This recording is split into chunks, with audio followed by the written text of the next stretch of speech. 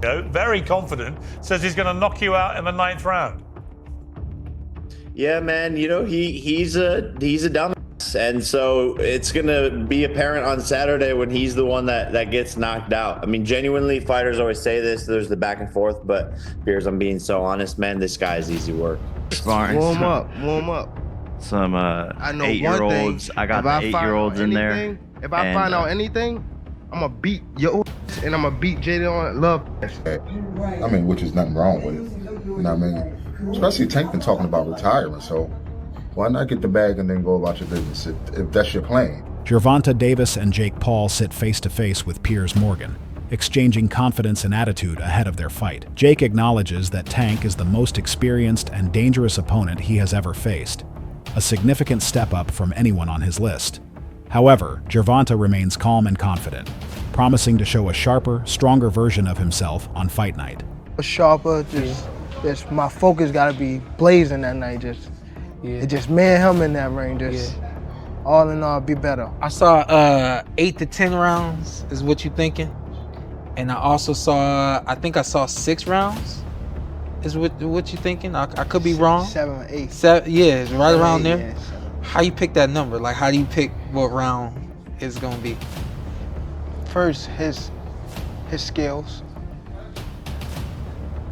the moment. Yeah. I don't know how durable he is. Mm-hmm. I don't know. I just don't know just yet. But I know if I could get him where I want him. Yeah. That's how long it's gonna take. Yeah. To be a good beating. Do you understand the magnitude of this fight? Do you understand how important this fight is to the boxing game, to the sport? I think I do, but I don't think that he knows. I've been in big fights, but it wasn't nothing like this. Yeah. Jake Paul confidently tells Piers Morgan that the truth will be revealed once fight night arrives on Saturday, November 15th. He insists that all the predictions and debates will be settled in the ring. Jake believes his performance will speak louder than any interview, proving who truly deserves victory when the spotlight shines. In recent years, boxing has shifted from a sport focused purely on skill to a global entertainment business driven by attention and fame. Says he's going to knock you out in the 9th round. Yeah, man. You know, he's a dumbass, and so it's gonna be apparent on Saturday when he's the one that gets knocked out. I mean, genuinely, fighters always say this. There's the back and forth, but Piers, I'm being so honest, man. This guy is easy work. Emiliano Vargas believes Jake Paul understood the shift in boxing before anyone else. Instead of following the traditional route of a long amateur career or aiming for Olympic achievements, Jake built his own audience first. By bringing social media influence into boxing, he unlocked massive paydays, regardless of ranking or titles. Many younger fans now follow storylines, drama, and trash talk more than traditional boxing accomplishments. Vargas sees this as a disadvantage for fighters who have dedicated their entire lives to reaching the top. Legends of the sport often needed decades to secure major fights, but today a single viral moment can give newcomers instant spotlight. While this new model brings excitement and fresh viewers, Vargas warns that the true meaning of being a champion, honor, skill, and hard-earned respect, should never be forgotten. To me, non-basketball terms is such a funny internet game, but explain this to me like a third grader. What is an exhibition fight? I don't even know, bro. I'm gonna be real with you. All I know is that Jake is making, God damn. But when they say look, God bless Jake, bro, because this is what he figured out. He figured out this. He figured out boxing is all about attention. 100%. And he went from Disney to, you know, getting paid. What I told you, world champions that have dedicated their whole life to this sport, they will never get paid. Not even a percentage of what he's making.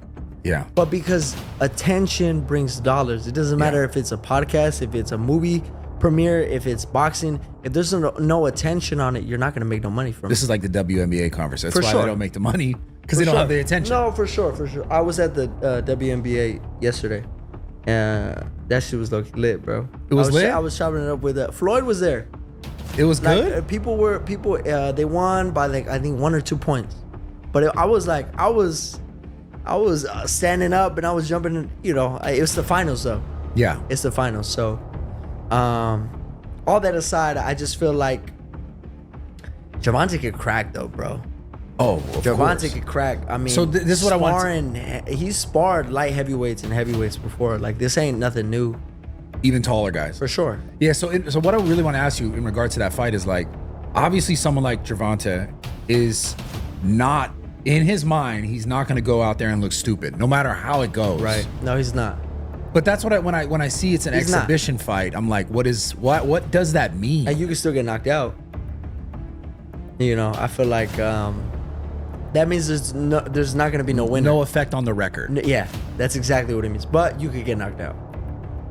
So you don't think, because like, you know, the beef now is like, this shit's the WWE.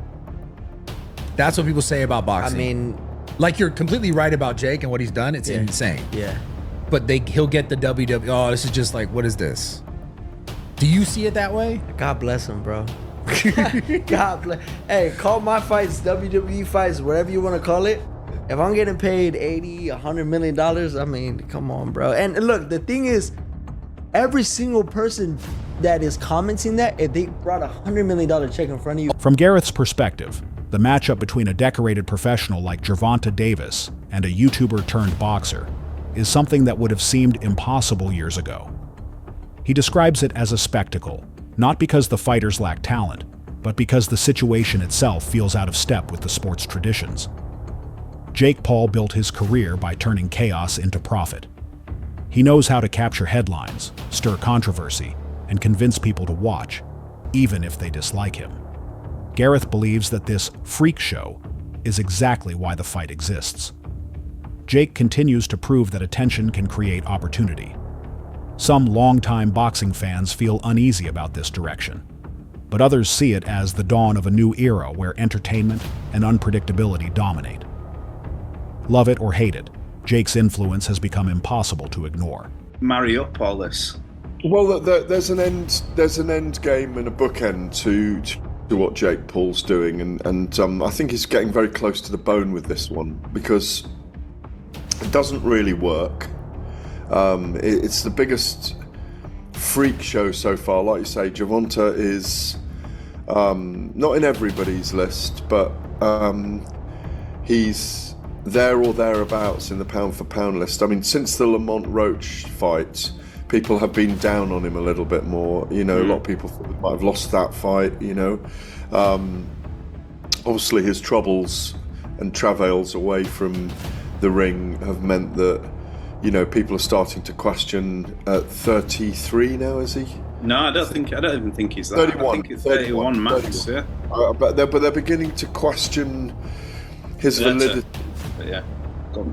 31, yeah? 30. Okay. Yeah. They're beginning to question, or I say we all are, but people are in general beginning to, pundits, and some fans are beginning to question his validity in that top 10 pound for pound list. I think he belongs there myself, or just outside it. Certainly in the top 15, no question. Maybe top 13. I think I've got him. I think I had him at 11 or 12, but I might have done a list on Saturday night. And obviously, we want to see him in the ring with Shakur Stevenson. It's the big fight. Or even in Naoya Inoue at some point, which is a fantasy matchup that I remember dreaming about around the same time I was dreaming about Terence Crawford and Saul Canelo Alvarez a couple of years ago. Coach Reg defends Gervonta Davis by reminding everyone that Tank's success wasn't achieved overnight. He worked his way through multiple weight divisions, fought tough contenders, and delivered knockout victories that earned him global respect. Red argues that once a fighter reaches that level, judgment follows them everywhere. People claim Tank is now chasing money, but Reg believes he has earned the right to secure his future. Boxing is a risky sport, where one bad night can change everything. After countless training camps, battles with dangerous opponents, and constant emotional pressure, it makes sense for Davis to take opportunities that offer both financial reward and future security. Reggie also emphasizes that Tank still embodies the true values of boxing: discipline, courage, and championship ambition. He isn't avoiding challenges. He's choosing fights that offer both reward and a chance to build his legacy. Supporters admire his dominance, while critics focus on what he hasn't done yet. But that's the burden of being great. You know what I mean? Especially Tank been talking about retiring, so why not get the bag and then go about your business if that's your plan? I mean, if that's your plan to retire, then go get the bag and go about your business. You ain't doing nothing wrong. I'm not against it. You got some people that are very critical, Tank. Does it make sense depending on what you're in boxing for? Because you got some people that want to fight the best. You got some people that want the accolades, the belts, the undisputeds. And you got some people that just came in this game like, look, I'm trying to get my family out of poverty and give us generational wealth. Does it all depend on what you decided to box for? Well, Tank accomplished a lot at a young age. You know what I mean? He accomplished a lot at a young age, so I wouldn't be mad if he took the bag and went about his business and never fought again. You know what I mean? Plus, look at some of the things that he's going through. You know what I'm saying? So, a lot of that can affect you as well. You know what I'm saying? Like when you're trying to be in this game. So, I think, get the bag and go. That's your plan. Get the bag and go. For me, of course, I wanted to see him fight Shakur. I wanted to see him fight Devin. Yeah, we all wanted to see him fight. At press conferences, Gervonta Davis remains quiet, observing and speaking only when necessary. His silence creates tension, as no one knows what he's thinking. Manx and Mora noted that this contrast adds extra drama to the buildup. Jake Paul comes across as the entertainer, driving the show, while Tank appears as a serious hunter, waiting for the bell to ring. This dynamic reflects who they truly are, one shaped by digital fame, the other forged by pure boxing. When they sit side by side, even their body language tells a story of old school versus new school. It was lame, and even though Jake Paul tried to egg him on and try to goad Gervonta Davis on, he's dealing with somebody that is not a quick-witted, thinker. He's not a quick-witted speaker. Tank Davis is explosive in the ring. He's fast and powerful in the ring. He's charismatic inside the ring when he's punching. But when you put a microphone in front of him, he's not articulate. He doesn't know how to quickly respond to people. He stutters a lot. He does more stuttering than talking.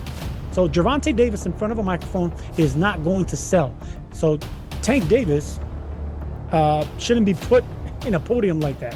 He should have speakers for him. He should have someone talking for him. He should have a mouthpiece. Tank Davis is not going to sell this fight. And Jake Paul knows it. That's the reason he kept throwing jabs at him. He tried to get Tank out of his shell. Tank's not quick verbally enough. He's not quick-witted. He's not quick with the tongue. So in order for him to sell this fight, he's going to have an adversary that can spit something back. Like, for instance, Chavez Jr., he didn't have that quick-witted a response, but he had the backing, he had the loyal following. And Chavez Jr., like many Mexicans, don't need to speak because they do all their fighting in the ring, and people know that. Tank Davis, I don't know, man. He didn't look good in his last fight. He's not fighting the killers in his division. People are getting off that Tank train, and we know that he's had his issues outside the ring. The love's not there anymore. Tank Davis is losing a lot of passion, a lot of followers, and people aren't buying this circus that Jake Paul's trying to sell. And I'm glad that people are getting off this train. The commission in Georgia got off this damn train. That's why they had to move this fight to Florida, where anything could happen. Different people interpret Tank's calm demeanor in various ways. Some viewers feel that he doesn't seem excited about facing Jake Paul, seeing his brief answers and relaxed posture as signs that he's not taking the event seriously. Others believe the exact opposite, that his stillness reflects razor-sharp focus. Davis is known for studying his opponents quietly, mentally storing every detail before unleashing his intelligence in the ring. Boxing history is full of fighters who spoke little but performed brilliantly. It's possible that Tank simply refuses to be drawn into the showmanship. He understands that the only place where opinions matter is the moment punches start landing. Whether his calmness stems from boredom or confidence will only be revealed on fight night. Jake Paul legitimately cooked Gervonta Davis in that press conference, and I really don't know how to feel about that. And to be honest with you, I still don't understand how boxing even allowed this to be made. Like, I don't. Like, dog, this is not an overstatement. Like, literally one of the core pillars holding up boxing is this literal, like, fake superiority complex that they have over literally every other combat sport, despite literally being the least effective main combat sport there is. Brother, kickboxing, Muay Thai, Brazilian Jiu-Jitsu, wrestling, brother, I put judo over I put boxing. In terms of practicality of combat, oh yeah, 100%. Brother, if Jake Paul makes it competitive against Gervonta Davis, I'm looking at this like, brother. Oh, well, weight difference, brother. Gervonta Davis has been training his entire life. I'm sorry, bro. It's bad enough that the fact that if this was under any other combat sport, this would literally be like one of the most one-sided matchups of all time. And it wouldn't be in favor of Davis. No, dog, if you did this under an MMA rule set, oh my gosh, bro, Paul cooks Gervonta. It's not close at all. Like, round one finish level. Like, understand this, Gervonta Davis versus Jake Paul is taking place in literally the only combat sport where Davis should win. I'm still shocked that they allowed it to be made. Because, like, there's no upside. If Jake Paul beats Gervonta Davis, now we're kind of looking like, wait a minute. What? Like, brother, don't forget. I still think it's a horrible look that Tyson Fury couldn't finish Francis Ngannou. That is so bad. Well, Francis Ngannou's a great boxer. Francis Ngannou, no joke, is one of the worst boxers to ever be in the UFC. He just has absurd power. No, look at the technique of Francis Ngannou. It's not that good. It's carried by power. Like, going into it, like, I'm hyped, but it's also, I'm looking at this like, bro, Gervonta has to finish, bro. Shawn Porter has been involved in boxing long enough to witness its evolution. He views this fight as a sign that money has become the strongest motivator in matchmaking. While Porter respects Jake Paul for challenging himself, he questions whether this fight truly moves the sport forward. He also points out that Gervonta Davis, now a major attraction, sometimes prioritizes financial opportunities over his legacy. Porter wonders what future champions will strive for, years of tough fights or quick earnings. He's not angry at the fighters. He understands how careers work. However, he encourages fans to think about what they want boxing to be. Should it remain about competition and pride, or shift completely into the entertainment world? Porter's concern isn't about this particular fight, but about what it represents for future generations of boxers. Why are you doing that? How do you sort of see this scenario now for him? Yeah, I don't really know how to feel about it, what to really say about it. I've only been asked this when it's presented to me. That's when I think about it, and I can't really come up with a good answer for it. In a lot of ways, it doesn't make sense to me. Of course, we know the size differential, and the list goes on from there. I don't know, man. I think we're entering a generation now, or a phase now where fighters, I don't know if it's fighters, I don't know if he doesn't care about the legacy, or if he feels like this fight doesn't matter, I'll get back to the legacy. I just don't know. This is truly not, it's not a legacy fight, but of course it is a generational money fight. Analysts who closely follow Gervonta Davis argue that his path demonstrates a consistent pursuit of greatness. Every major fight he has taken has challenged him to prove something new. While money may play a role, they believe Tank always enters the ring with the goal of proving he is the superior fighter. His silence at press conferences isn't arrogance. It's a reminder that boxing is decided by skill, not speeches. These analysts think that after years of success, Davis wants his name to be mentioned alongside the greatest fighters of the modern era. He understands that one poor performance can undo years of achievement, and that pressure drives him to prepare with intense focus. Legacy, they argue, requires more than viral fame. It demands a career filled with defining moments. Tank is actively chasing exactly that. If you're sitting on that toilet and that stool ain't brown or green, if it's red, go to the doctor. Yeah, for sure. But again, Tank Davis and Jake Paul, they fight in November. I personally have Tank. You know what I'm saying? I just don't, because Tank is a little different. He ain't like them other niggas who took a fall. Tank ain't finna take no fall, bro. That's what I think too. I think like bro got a reputation to maintain. He ain't about to just, you know what I'm saying, sign the deal just for some money. Just for some bread. I ain't like it's about the money though, for sure. For sure. But I'm not about to. But what they get, like 20, he got like 20 million? But yeah, 20. I ain't gonna lie, Tank probably get 20, 30, 40. I don't know. Tank need to get more than that because it's bringing Jake Paul more money than, you know what I'm saying? Anything, but you know, Jake Paul putting up the purse, he putting up everything. Oh, okay. He paying for promotions, he paying for everything. So he getting all whatever he get. You know what I'm saying? So hey, I can only, I think it's a 60-40 cut or something like that. I ain't mad at that. So it's like you getting 40% and you all got to do is show up and fight. No, facts. That's all you got to do is show up. Facts. And then 9 times out of 10, you know what I'm saying, it's gonna be a draw. No. Tank gonna knock his. Well, you think so? Let me not speak too fast, but I know Tank. I pray, and I think I know that Tank is gonna beat him up. Nate Diaz remains one of the sport's most brutally honest voices, particularly when it comes to crossover events. He doesn't waste time picking sides or pretending this matchup fits traditional boxing standards. In his eyes, both fighters know exactly what they're doing, entertaining crowds while raking in huge paychecks. Diaz admits that Jake has improved enough to surprise opponents, but he dismisses the idea that this is a pure competitive war. To him, it's business first. Fans tune in for the fun, and the athletes deliver a show. Nate's perspective reminds everyone that this fight exists in the space between sport and entertainment.